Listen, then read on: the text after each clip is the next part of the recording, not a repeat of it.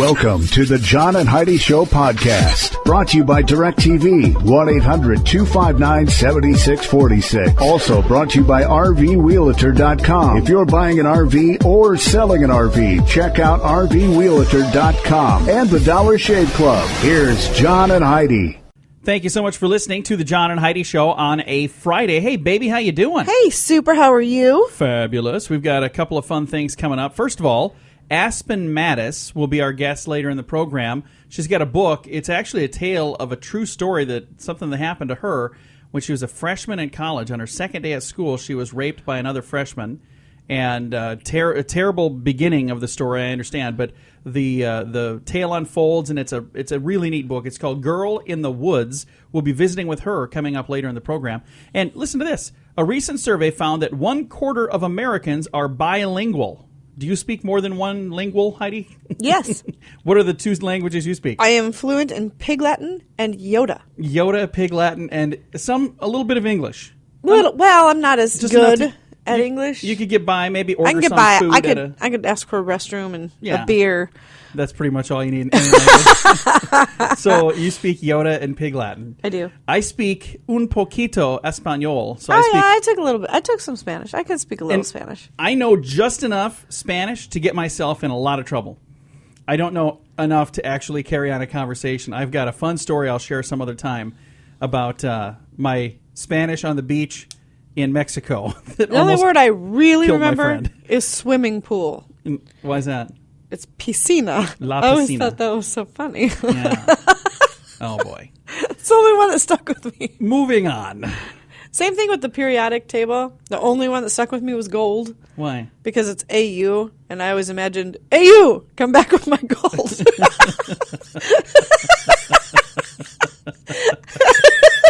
You can't write this stuff. I'm just saying. Coming up, we got something else. Anything else. It's all on the way on the John and Heidi Show. This portion of the program is brought to you by Dollar Shave Club. Get razors for $1 a month plus a few bucks shipping, so you can enjoy fresh razors every month for as little as $3. Learn more at dollarshaveclub.com/radio. Thanks for listening to the John and Heidi Show. Got a story here about Andy and Sarah Justice. They were trying to have a baby for years, but when the couple couldn't get pregnant, they said, you know what? Let's adopt. Yeah, that sounds good. Nice. So they decided they were selected by a pregnant mother and then found out that she was not going to have one child. She was having 3. So the mother was like, do you still want to adopt? And they're like, yeah, that's cool. We want to have a baby. So 3 babies is 3 times as much fun. Okay. Now, the story in itself would be fun if you ended it right there, but it's not done. The story doesn't end there. About a week after the triplets were born, Sarah discovered she was also pregnant with twins. Oh, my goodness. Now the couple have 5 little children. How cool is that? Oh, my goodness. That is absolutely awesome. So they're like, hey, we wanted to have babies. Now we got all kinds of babies. I mean, there's babies everywhere. That's just a really fun story. Coming up, we got another fun story. It's one that you won't believe, but you have to believe it because you're going to hear it on the radio. This portion of the program is brought to you by RVRealtor.com. If you want to buy or sell an RV, go to RVRealtor.com. List your RV for free. Learn more at RVRealtor.com. You know it's true because you heard it on the radio. A letter sent to William Reynolds gave him the bad news that he was no longer eligible for a tax benefit. You want to know why? Why? Because he was dead. Oh. They sent him a letter saying you're no longer eligible because you're dead. He actually passed away 7 years ago. He had the letter sent to him that read, your council tax benefit has stopped because there has been a change in your circumstances. The change is because you are now dead. Who did they think was going to receive the letter? I don't know. It wasn't all bad news for him, though. The letter did mention that he could still qualify for the benefit, but he would probably have to contact their office immediately to obtain a new application, just in case you're not dead. Well, in case they made a mistake. We've read about other government offices making that same mistake, so it's nice of them to at least offer him. So this one was this is how you fix it. This is a person who really was dead, and they were sending a dead person a letter just to let him know he was dead. Interesting. But then again, we did. We read a story, I don't know, was that a week ago, 2 weeks ago? Where they made a mistake, Couple and of then them, actually. they had a heck of a time getting it fixed. So at least these people are realizing, you know what, we screw up a lot, so let's just put that clause in there in case we're wrong again. It doesn't make sense to me to mail letters out, though, if you think they're dead. In case they're not dead. Well, I suppose. Then they should change the wording on there saying that in our system it says you're deceased. If this is not accurate, correct, please contact us. Please let us know so we can fix that. Exactly. Yeah, maybe that's what it should read. I don't know. I'm not a bureaucrat. I don't know how any of this stuff works. All I know is that's a true story because you heard it on the radio. The John and Heidi Show is brought to you in part by the Keystone Treatment Center. This is your brain, and this is your brain on drugs. We share silly stories here on the program, but addiction is no joke. If you or someone you know suffers with an addiction to drugs or alcohol, make today the day you seek help. Call toll-free 844-204-1055. That's a toll-free number. Again? 844-204-1055. And this is your brain on drugs. It's usually a good idea to stop and rest if you're tired. You know, driving down the road, you get tired. You might want to pull over and take a nap or something. But if you're tired while you're robbing someplace, you might want to wait and take that nap later. A trail of pillows and backpacks led police to two sleeping men who were arrested after a department store break-in. Kyle Barres and Alan Pierce, probably not going to be on the Mensa list anytime soon, just saying. They were charged with second-degree burglary when police discovered they broke into a Fred Meyer department store in Seattle. They followed a trail of goods that led them to the two men. They were sleeping in a stolen hammock, and the other one was sleeping on a pile of stolen pillows. Police photographed the men before waking them and arresting them. Surprisingly, alcohol and drugs were involved. Yeah, what a shock. No kidding? Never would have guessed that. It's what happens when your brain is on drugs. This portion of the program is brought to you by Keystone Treatment Center. Addiction is no laughing matter. Call Keystone Treatment Center toll-free at 1-844-204-1055. Have you ever gone to a movie and been so inspired by what you've seen on the film or on the big screen that you wanted to do something like that at home? Not really. There have been times we've watched a movie and we're like, we should you buy have. a zoo. Oh, no. That's you. That's not me. I can separate reality from fiction. You don't seem to have that ability. After watching the movie We Bought a Zoo, I remember saying, we should buy a zoo. And then I laughed and laughed and laughed. I don't think I could handle that. We have two dogs. I can barely handle that. All right. This dude here, Charles Alton Adams, a Georgia man, told police that he set his home on fire after he watched the movie The Day After Tomorrow. All right. It's a very filled with special effects depicting deadly natural disasters caused by global warming. He set fire first to the pillows on his bed and then caught the rest of the house on fire. After watching that movie, he now has been charged with arson. Well, yeah. Yeah, that's not a good plan. So you don't want to do that. Steer clear of setting your pillows on fire. Coming up, we have your Scoop of the Day. That's on the way. The Scoop of the Day is brought to you by Wells Blue Bunny. If you want delicious ice cream, be sure to look for the Blue Bunny. Sure to have your favorite flavors. Learn more at bluebunny.com. Now, your Scoop of the Day. Interesting story here from Michigan. A 16-year-old girl is in a little bit of trouble for faking a pregnancy for 10 months. Now, I'm no genius. The girl announced she was pregnant with 3 babies. She was going to have triplets, according to her story. And she was going to name them Ivan and Alice and Isabella. I'm not sure what the relevance of the names are. I have no idea. Anyway, the girl's family got a little suspicious after 9 months came and went and no babies. Turns out the ultrasound photos were identical to those sold on a prank website. I wonder what on earth she was up to. Don't know. What did she think was going to happen? I mean, no babies were going to come out after some. How did she think that was going to end? Don't know. But this fake website, baby prank site, has fake bellies and fake DNA tests, too. So you could really freak somebody out if you want to. I mean, she couldn't have been doing it to make her parents proud. She's 16, so it wasn't going to make them happy. Clue. All I know is she's in triple trouble now. Wow. Researchers from the University of Virginia report that old age begins when, Heidi? 40. They say over the hill is 40. Well, how about over the hill starting at 27? Wow. After testing a group of men and women over a 7-year period, they determined that our mental abilities start to decline at age 27. They peak at 22, which means, hey, we got 5 good years in there. So at least we got that going for us. A survey asked 300 workers to name their biggest time wasters. And only 5% said Facebook. The rest are a bunch of liars. No, they say Facebook, Twitter, and other social media platforms are their number one time waster, but there was only 5% that said that. The biggest culprit, according to everybody, chatting with coworkers. Yeah. What do you think, Heidi? Do we chat around here a little bit? Oh, yeah. Then again, but that's our job. Kind of what we're supposed to do. Liquid water now flows on present-day Mars. Researchers say the Mars reconnaissance orbiter detected signatures of hydrated minerals on the slopes where mysterious dark streaks were on the red planet. They say it's a subsurface flow, which means there's water underground Under the surface. Oh. with enough water wicking to the surface to explain the darkness. Oh. So that's where the water is. It's underground on Mars. Hey, the current fitness wisdom is to build muscle size, you need to lift heavy weights. But a new study at a Canadian place called McMaster University sounds like a fast food university. Anyway, they found a similar degree of muscle bulk can be achieved by using lighter weights. The secret is not the size of the weight you lift, but it's the repetition. Stimulating muscles and pumping iron until you become fatigued. So they're saying use smaller weights and just work out longer, and that'll do the same thing. According to a study from the University of Texas, the best food to eat after working out is... bananas? No, bowl of healthy cereal with non-fat milk. Oh, that's no fun. Yeah.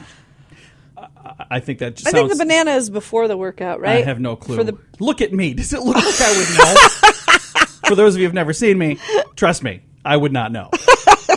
Married Americans are now, for the first time, a minority of the population. 50.2% of Americans over the age of 16 are now single. That's a first since they started tracking the information in 1976. The never married population, meaning they've never been married, rose from 22% in 76 to 30.4% today.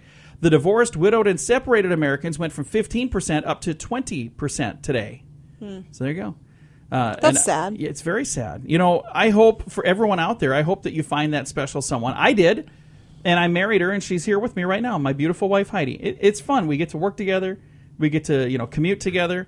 We get to live together and eat together. You're kind of sick of me, aren't you? I can tell by the way you're looking at me. All right, get to our strange law. Here it is. In Vermont, women must obtain written permission from their husband to wear false teeth. Why? I don't know. If you live in Vermont, ladies, if you want false teeth, you need a written note from your hubby to get them. Wow. There you go. That's in Vermont. That's going to do it for your strange law. This has been your Scoop of the Day. We've got a guest coming up, AspenMatis, the author of Girl in the Woods, on the way. This portion of the program is brought to you by RoughToughKennels.com. Dog kennels and accessories sent to your front door wherever you live. Your dog deserves it. Learn more at RoughToughKennels.com. Thank you so much for listening to the John and Heidi Show on a Friday. We've got a special guest on the telephone right now. We have AspenMatis, and AspenMatis has a book called Girl in the Woods, a memoir. Now, first of all, welcome to the program, Aspen. Thanks for joining us. Thank you so much for having me. Yeah, certainly. We're glad to have you. Now, Girl in the Woods. Now, first of all, how long ago did you start working on this book? I really began working on it daily after my piece for the New York Times in the spring of 2013. So it took about 2.5 years to write. Now, this book is actually based on a true story, something that you went through in your own life. So let's talk about the book. Where does it start and what exactly happened? Yeah, so this book is the story of how on my second day of my freshman year of college, before classes had begun, before I'd removed my colorful construction paper name tag from my dorm room door, I was raped by a fellow freshman in my dorm room. And I reported the rape to the school, and we went through the school's conflict mediation process as if rape could be mediated like a playground fight. Yeah. The school found him to be innocent, which meant that I was guilty of lying, and they allowed him to remain on campus. And then they moved me off of campus, at which point I decided that my school was not going to help me, and I had to help myself, and I had to leave this place. And I left, and I decided I was going to try to physically, literally reclaim my body. And I really needed to show myself that I was safe in the world, in the body that I had to live in. And so I left and set off to attempt to walk a long footpath. It's a continuous footpath through the wilderness, through the deserts of California, and then the high Sierra Mountains of Northern California, and then the volcano lands of Southern Oregon, and then the Cascade Mountains into Washington, and then up to Canada. And it's called the Pacific Crest Trail. And I set off to walk the entire thing, starting at the Mexican border when I was 19. And the story that starts with a tragic beginning, along the way you get to kind of reclaim, as you were saying, who you are, and along the journey, I'm sure you had some interesting things happen. What are some of the interesting things that happened on that really long trek? Oh my goodness, so many things happened. Let's see. Well, I guess the most horrifying thing that happened was really my own fault in retrospect, but I ran out of water in the desert, and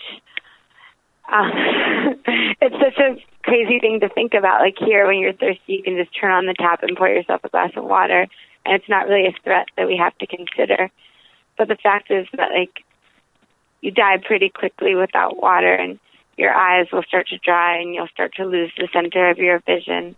It'll become, like, glittery, and we've all been dehydrated, but it's different being dehydrated when you can walk to, a gas station and buy a bottle of water, than when you're dehydrated and you're really not sure how or where you'll find water in a desert.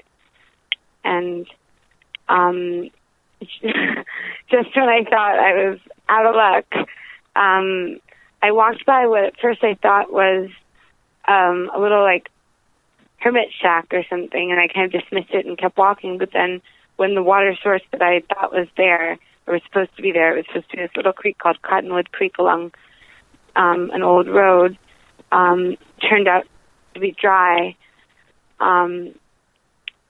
I kind of backtracked and returned to that little shack and saw that I had dismissed it wrongly, and it wasn't a shack, but instead it was a bookshelf, an old bookshelf that had sort of been, like, haphazardly built, sort of eyeballed with a bunch of 2x4s and nailed together, kind of, like, not exactly perfectly. But it was filled with 1-gallon plastic milk jugs of water. So it was a bookshelf full of water in the middle of the desert that saved my life. That sounds absolutely impossible. Wow. And what that was, what it's called on the trail is trail magic. It's these kind people who live in the little towns along the trail who don't want hikers to die. And they, go out of their way at no benefit to themselves, and usually anonymously, to make the hiker's way easier. That's awesome. Now let's talk about the book really quick and where we can get it. Girl in the Woods, a memoir by AspenMatis. Aspen, where can we find this? You can get it on Amazon or at your local bookstore or at Barnes & Noble.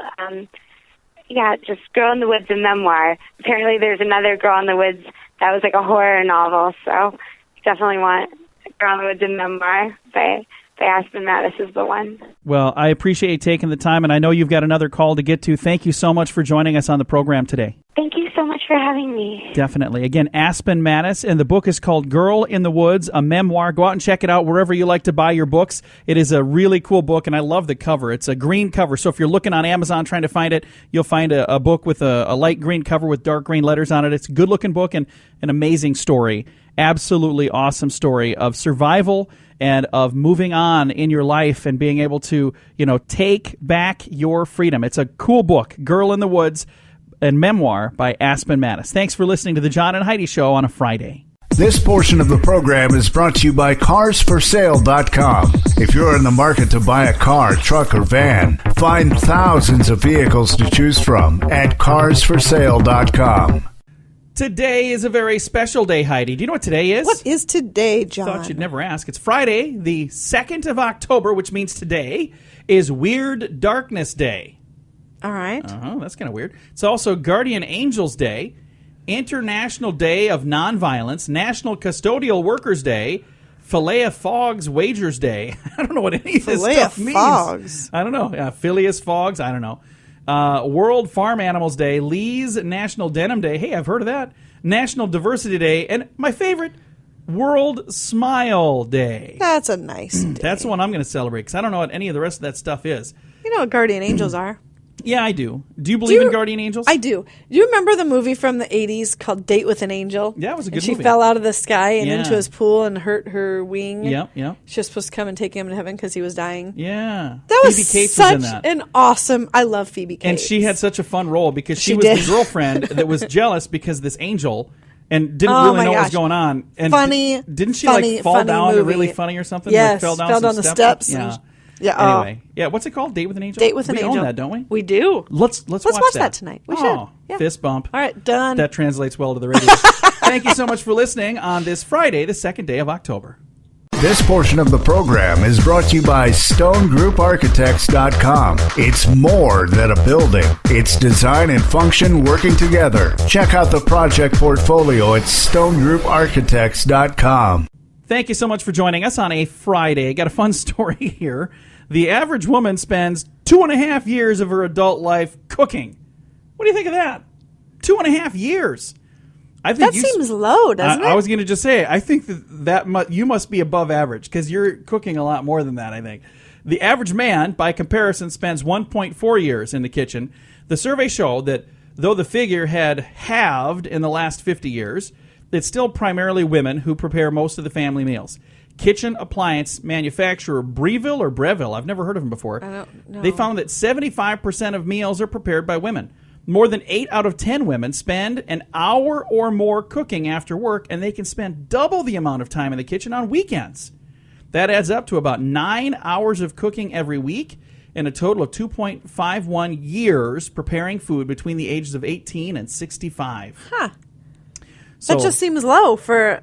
So do you agree with the number 9 hours a week? Do you think that sounds about right? I think that's about right. So there you go. Then it's not low. Huh. It'd be it just seems low, doesn't it? It seems low because you're thinking like way longer. They're saying from 18 to 65, that time window. Huh. So, that's, I think, why you're thinking it should be longer than that. So if you want to spend a little less time in the kitchen, Heidi has a recipe that she made the other day that was really good, and your grandmother was saying how much she loved it, and you said it was really easy. It's like a chicken recipe, and you use a crock pot. How do you make that? Yeah, you just put chicken in a crock pot and put chicken broth and let it simmer all day. That's all you do? At nighttime, it's ready It was to delicious. Eat. It was and then really you good. take the chicken broth and then you mix it with some stuff and make gravy so that you've got gravy. But it was, I remember she was going on and on about how delicious the chicken was, and you're like, this is the easiest recipe in the world.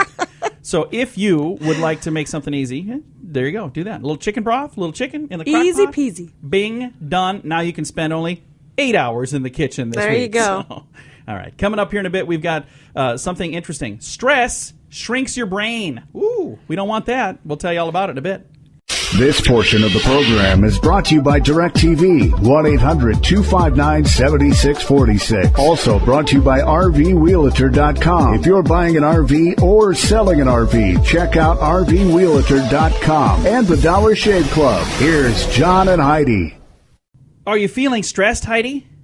Always, yes. Well, if you're feeling stressed, Since June. Your brain is shrinking, and you're supposed to stop, according to science and according to the Bible. Oh, yeah, no problem. Let's just stop being Stop stressed. stressing. No big deal. All right, so let me tell you how this all ties together. In the famous Sermon on the Mount by Jesus himself, his advice included to not worry so much about where food and clothing will come from. He said, first, seek the kingdom of God and God's righteousness, and other things will be provided. New evidence shows that Jesus' advice not to worry is a pearl of wisdom long before its time. It seems that fretting and worrying makes our brain shrink faster than normal. Our brains start to shrink after adolescence, and scientists now have discovered that worry and stress quickens the process. See a little nimble brain over there? Yeah. You stress and worry all the time. I haven't got much left, I'm pretty sure. New Scientist of it's a reporter, a magazine thing. New Scientist issue September 8th reports Brian Knudsen and colleagues at the National Institute on Alcohol Abuse and Alcoholism near D.C. found a link between the shrinking brain and neurotic behavior. They measured the brain shrinking in 86 people, and they found what they describe as a significant link. Knudsen says his best advice is to quote a Bobby McFerrin song, "Don't worry, be happy." So saying if you're worried, drinking doesn't help. That also shrinks your brain. Worrying doesn't help. They're saying, hey, just drop it and say, hey, it's going to be fine. I remember somebody posted on Facebook one time. They said, I don't worry. I share what I need to share with God. He's going to be up all night anyway, and then I go to sleep. I was like, that's a cool idea. Yeah, I see how you roll your eyes at me when I say that. I disagree that drinking doesn't help. I'm just saying. Well, I'm not saying it doesn't help. It just shrinks your brain. That's all. Coming up, that's why, when you drink a whole lot, then you all of a sudden you don't make so much sense. It's because your brain is teeny tiny at that time. But then you don't care. You're not worrying anymore either. Yeah, you think you know what's going on. Coming up, we got a good gig, if you can get it. Going to tell you all about that in a bit. This portion of the program is brought to you by GunUp.com. If you're a gun lover, you'll be in heaven at GunUp.com. Built by experienced military veterans, shooting sports competitors, and publishing professionals. They have awesome stories and articles that are read by millions of gun enthusiasts. Check it out at GunUp.com. Joining the circus is not all it's cut out to be, especially if you're talking about the guy that throws daggers at you. One man landed a gig. You can imagine how nervous he might be going in for his first day of work. After an audition, Stephen Smith landed the job that he was looking for with the Cottle and Austin Circus in England. He's now the knife thrower's assistant, which means he doesn't hand the knife thrower knives. No, he stands in front of the target and prays that he doesn't get hit. Wow. Or prays that the guy will miss. I'm not sure what he exactly prays for, but his job involves standing on a board 3 feet wide and facing 10 knives thrown at speeds of 60 miles an hour twice a day, 6 days a week. He's a former trampoline champion. He was previously out of work and is excited to have a job. He said, I'm not nervous at all. It's positive thoughts that I'm having. I really want to go for it. I really want to show the crowd that I can perform. Wait a minute. You can perform? All you're doing is standing there, not getting hit by knives. I'm not saying that that's not That's work. not a gig I would want. Nor would I. Not at all. Hey, just recently the moon was in the news quite a bit, and if you're on social media, you saw, 10 million photos of the moon recently. Well, the moon's back in the news. We're going to tell you why in a moment.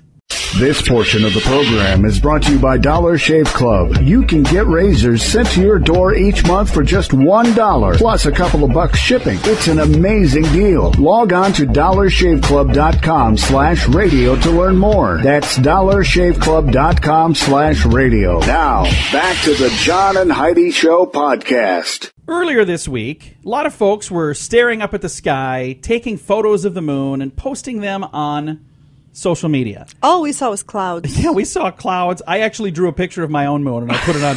So on Facebook, which was beautiful, by the way. I didn't want to feel left out. So if you go to our Facebook page, facebook.com/John and Heidi Show, I drew that on my smartphone. So, it's not 100% to scale. Anyway, here's a little known fun fact about the first men to walk on the moon. After 3 men came and returned to Earth, they were asked by customs if they had anything to declare since they left the country. A document from the U.S. Immigration filled out by the astronauts has been confirmed as genuine from NASA, for real, that 3 crew members of Apollo told customs they were carrying moon rocks and dust samples. Neil Armstrong, Edwin Buzz Aldrin, and Michael Collins signed a declaration document. They described their flight number as Apollo 11 and their holiday operator as NASA. Their departure point is listed as Moon, and the space team declared their luggage contained moon rock and dust samples. So I never thought of that before, but when you leave the country, if you come back in, do you have anything to declare? It's not like they went through an airport. But no, when they came weren't back, they coming back to NASA? But they had to, for U.S. immigration, fill out these forms. So yeah, they were coming back to NASA, but it's just like any other airport, which I think that's kind of funny. So now this document is out there, and they're like, yeah, it is legit, it is genuine. Because when it first was leaked out, people were going, that's not real. What kind of government would make them fill out forms when they came back from the moon? Well, I can tell you which kind of government. I would have said I had a couple aliens. Did you bring anything back? Yes, I did. I found a new Some species awesome cheese. Yeah. Oh, when I was a kid, they always had cartoons about the moon being made from so cheese. I would have said I brought back cheese.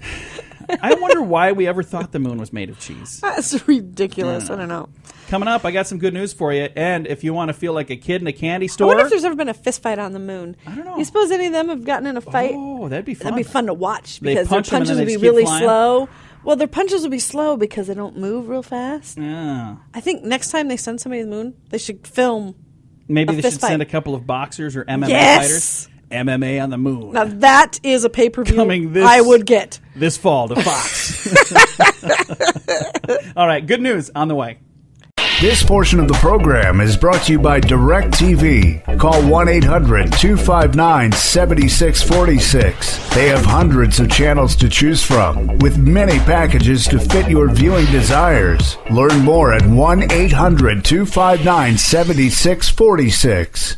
We always like to end the program with something positive. Not that the rest of the show is negative, because we try not to be negative, but every once in a while, we have something that's not so fun. But this is a pretty positive story, Heidi. Okay.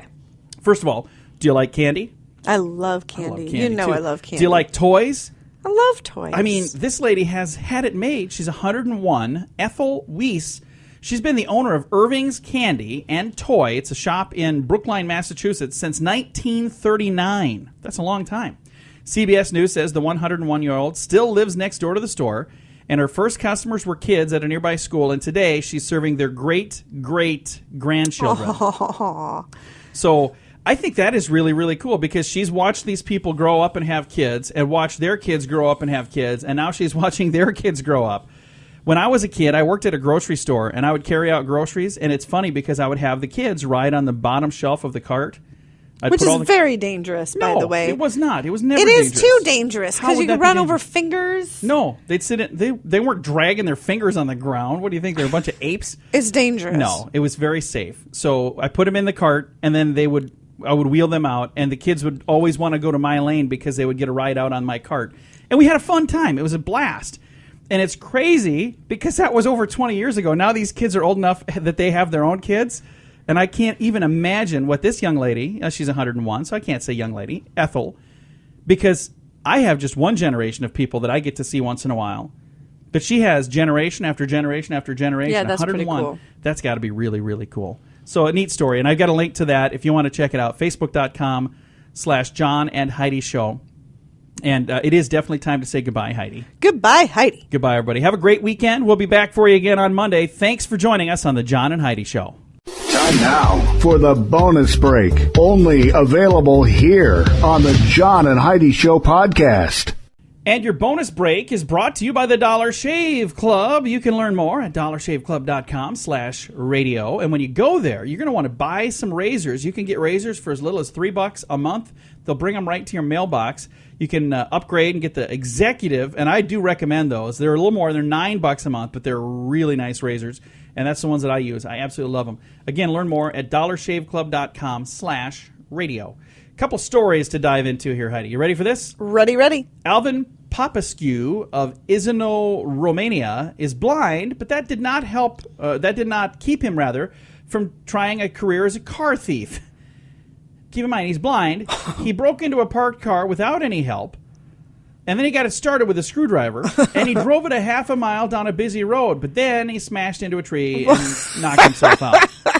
Police said, "What in the world were you up to?" He said, "I just wanted to prove to myself that I could do anything that I wanted, despite my handicap." Oh, my gosh. And he'll probably get off because, he's a handicapped, and he just was... I don't know. All I know is he was blind, and he stole a car and hit a tree. That, for some reason, was very, very... like anybody would have expected anything else to happen. Of course he was gonna. Andrew Taylor left a note on the door to let his friends know that he wasn't home. He was taking his guard dog to the vet. So not only did the note inform everyone that he's not home, it also let them know that, hey, big ferocious dog that watches this place, he's gone too. Oh, no. Not surprisingly, when he got home, his home was empty. It was burglarized. Not maybe empty, but certainly wasn't as full as when he left. A New York man reported for jury duty, and he was taken into custody after a records check revealed that he was wanted. James Geiger of Scipio, New York. I don't know if I'm saying that right. Sciopo. Sciopo? I don't know. Someplace in New York. How about we just say James Geiger from New York reported to the Cayuga County Jail for grand jury duty, and he was indicated on the jury form that he had been convicted of a felony in Ohio. They contacted the authorities and said, he was convicted, and he's still wanted on larceny and welfare fraud. Whoa. Needless to say, he didn't have to worry about finding a parking space the next day because he got to stay. A Wisconsin man held up a bank after meticulously planning the hold robbery. Listen to this, Heidi. He made sure there were no fingerprints on the hold-up note. Right. Made sure that he obscured his face from the cameras. Right. Made sure that the teller's windows had no alarm. Check. Made sure that the money taken did not include that explosive dye pack. So far, so good. According to police, who saw him casually walking down the street after the robbery. He was carrying 2 large money bags with the name of the bank clearly visible on both bags. One thing he forgot. How am I going to walk out of here without getting caught? Everything else he did really well. Everybody knows you bring a duffel bag. Yeah, so when you... No. I think what you do is you bring luggage so it just looks like you're going to the airport. I don't know. Or coming back from the gym. I have no idea. I've never tried to rob a bank, so I wouldn't know. Brazilian police reportedly have caught up with a motorist who owes the equivalent of $2 million in unpaid traffic fines. Now, I don't know how to say this. That's an awful lot of... I mean, they would have to be doing stuff every single day to get that many, right? Fala Online says that police stopped a 36-year-old man Wednesday, discovered he'd been ticketed nearly 1,000 times since 2001, the year he bought his current car. Fala Online said the accumulated fines for speeding and running red lights totaled $3.4 million, about $1.9 million US dollars. The man said he never received the tickets because he was always too busy to register the car in his name. The car is worth about $6,600. It was impounded. It will be auctioned unless the man comes up with the money he owes. Again, about $2 million. Yeah, good luck. Yeah, probably not happening. He's going to just let that car go. I'm sure. All right, you can learn more about Dollar Shave Club at dollarshaveclub.com/radio. That's your bonus break. Thanks for listening.